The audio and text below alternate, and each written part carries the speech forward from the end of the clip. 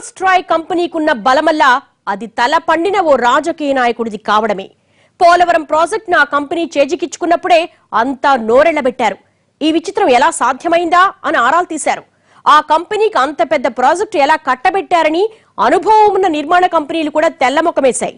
In expressions తో ఆ project పని గోవిందా అనుకున్నారు. నవ్వే వాళ్ల ముందు జారి పడ్డట్లే ఉంది పోలవరం పరిస్థితి. ఇప్పుడు ఓ జాతి ప్రయోజనాలతో ముడిపడ్డ ప్రాజెక్ట్, మూడంతుల రాష్ట్రానికి మేలు చేయాల్సిన ప్రాజెక్ట్, నత్తనడకన నడుస్తూ వివాదాల్లో నలుగుతూ ఇన్నేళ్లకు మోక్షం లభించిన ప్రాజెక్ట్, ఒక్కో అడ్డంకిని తొలగించుకుంటూ ఈపాటికి శరవేగంగా సాగాల్సిన పనులు మందకొడిగా నడుస్తున్నాయి. పనుల పురోగతి చూస్తుంటే 2018కి కాదు కదా, మరో 4-5 ఏళ్లకైనా పూర్తవుతుందా అన్న అనుమానం వస్తోంది. తప్పదన్నట్లు, తప్పేదేముందన్నట్లు, మోతబరువు అవుతున్నట్లు కాంట్రాక్ట్ కంపెనీ భావిస్తోందే తప్ప ఓ ప్రతిష్టాత్మక ప్రాజెక్టును సవాలుగా తీసుకుని పరుగులు పెట్టిద్దామన్న తపన ఏ కోసానా కనిపించడం లేదు. రాష్ట్ర దిశను మార్చేయగల ఓ ప్రాజెక్టు పనుల్లో కనిపించాల్సిన వేగం లేనేలేదు.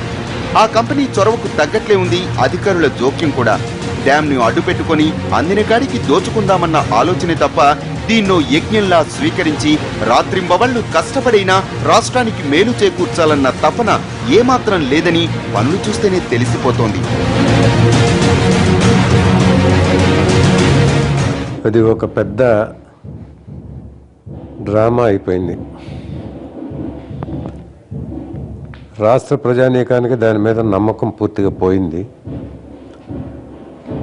జరుగుతున్నటువంటి అవకతవకలు గతంలో అధికారంలో ఉన్నప్పుడు ఒక మాట, లేనప్పుడు ఒక మాట చెప్పిన తీరు కనుక చూస్తూ ఉంటే పదే వీళ్ళు 2018 నాటికి పూర్తి అవుతుందని చెప్పే మాటలు వాస్తవం లేదనేది మాత్రం తేటతెల్లం అవుతా ఉంది. 2018 మే మాసాంతానికల్లా పోలవరాన్ని పూర్తి చేయాలన్నది లక్ష్యం. అంటే మిగిలిందిక ఏడాదిన్నర కాలమే. నవంబర్ నుంచి జూన్ దాకా 7 నెలలు పనులు సజావుగా సాగడమే గొప్ప. ఎందుకంటే వర్షాలు పడితే ప్రొక్లైనర్లు ముందుకు సాగవు, టిప్పర్ లేవలేదు. ఆ తర్వాత 6 నెలల్లో ప్రాజెక్టు పూర్తవ్వాలి. అల్లావుద్దీన్ అద్భుత దీపం ఏదన్నా దొరికితే తప్ప అనుకున్న సమయానికి ప్రాజెక్టు పూర్తి కావటం అసాధ్యమని నిపుణులు బల్లగుద్ది చెబుతున్నారు. ఆ లోపు ప్రాజెక్టు పూర్తి చేయటం అసాధ్యమనుకుంటే అదే మాట బాహాటంగా చెప్పొచ్చు. ఆదరబాదరా పూర్తి చేసే ప్రాజెక్టు కాదని, మరింతకాలం పడుతుందని చెప్పి ఒప్పించొచ్చు. కానీ పోలవరం ప్రాజెక్టును పగటి కలలా చూపుతూ కాంట్రాక్ట్ కంపెనీ ఎవరిని మభ్యపెడుతున్నట్లు, ఎందుకు ప్రభుత్వాన్ని తప్పుదోవ పట్టిస్తున్నట్లు?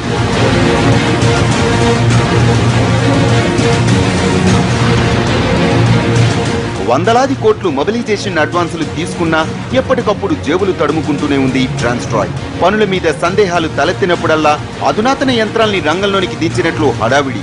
కానీ క్షేత్రస్థాయి పనుల్లో వేగం మాత్రం పెరిగినట్లు కనిపించదు. ఇంత భారీ ప్రాజెక్టు నిర్మాణానికి అసలు ఆ కాంట్రాక్ట్ కంపెనీకి ఓ యాక్షన్ ప్లాన్ ఉందా అన్న అనుమానం వస్తోంది పనుల్ని చూస్తుంటే. మొన్నటికి మొన్న ప్రొక్లైనర్లు, బుల్డోజర్ల డ్రైవర్లు స్టీరింగులు తిప్పకపోవడంతో కొన్ని రోజులు పోలవరం ప్రాజెక్టు పనులు నిలిచిపోయాయి. జీతాలు ఇవ్వకపోవడంతో 500 మంది డ్రైవర్లు పనిచేసేది లేదని మొండికేశారు. అధికారులొచ్చి రాజీ కుదిర్చాక కానీ మిషన్లు కదల్లేదు. ఏ క్వారీలోనో పరిశ్రమలోనో ఎదురయ్యే అనుభవాన్ని పోలవరం ప్రాజెక్టు చవిచూడాల్సి వస్తోంది.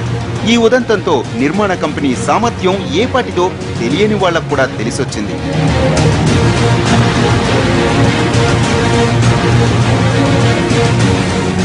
పోలవరం ప్రాజెక్టు కాంట్రాక్టు ట్రాన్స్ట్రాయ్కి దక్కినప్పటి నుంచి ఏవో ఒక పేచీలే. కంటి తుడుపుగా కొన్ని మట్టి పనులు తప్ప మిగిలిన పనులు ఆశించిన స్థాయిలో జరగటం లేదని ఓ దశలో పోలవరం ప్రాజెక్టు అథారిటీ కూడా ప్రభుత్వానికి నివేదికనిచ్చింది.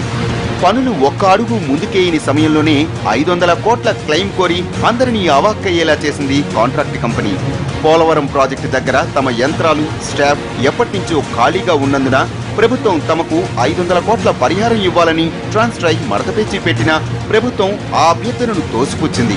ఆ తర్వాత కూడా మొబిలైజేషన్ అడ్వాన్సులు తీసుకుంటూనే పనులు చేయకుండానే 100 కోట్లు క్లెయిమ్ చేస్తూ వస్తోంది పోలవరం కాంట్రాక్ట్ కంపెనీ. పనుల వేగాన్ని రెట్టింపు చేయాలని ప్రభుత్వం సూచించినా పురోగతి మాత్రం కనిపించడం లేదు. కొన్ని మట్టితీత పనుల్ని సబ్ కాంట్రాక్టర్లకు అప్పగించడంతో పోలవరం ప్రాజెక్టు పురోగతి దైవాధీనం సర్వీసులా సాగుతోంది. స్పిల్వే కంప్లీట్ కావాలి. రాక్ఫిల్ డ్యామ్లో చాలా మట్టుకు కావాలి. ఓవర్ఫ్లో సెక్షన్కి మనకి ఇబ్బంది లేకుండా చూసుకోవాలన్నమాట. గోదావరి నదిని మళ్లించడానికి అవకాశం ఉండేటట్టుగా పని పూర్తి చేయాల్సిన అవసరం ఉందండి. ఎందుకంటే గోదావరితో కూడుకున్న గోదావరి నది మళ్లింపు చాలా ముఖ్యమైనది దీంట్లో. దానివల్ల ఎటువంటి ఇబ్బంది రాకూడదు అనమాట. ఈ మామూలు స్టైల్లో చేయడానికి వీల్లేదు. రౌండ్ ది క్లాక్ చేయాలి.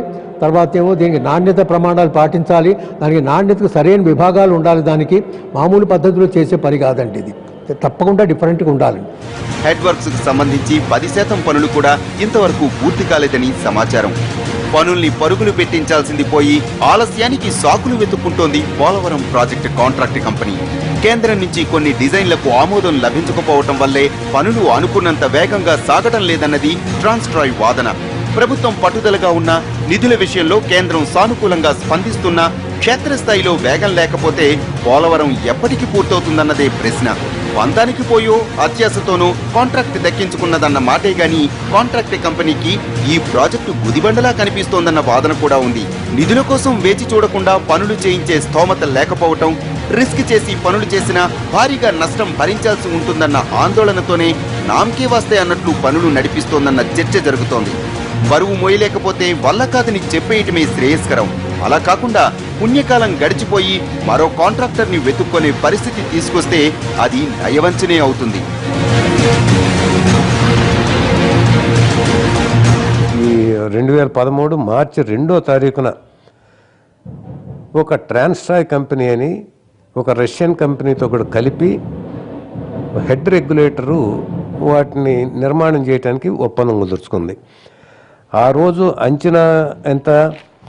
ఆ రోజు అంచనా 4,717 కోట్లు.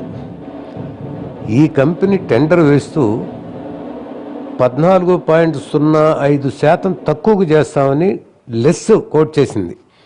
దాంతో నికరంగా 4,054 కోట్లకి వాళ్ళు చేస్తామని అన్నారు.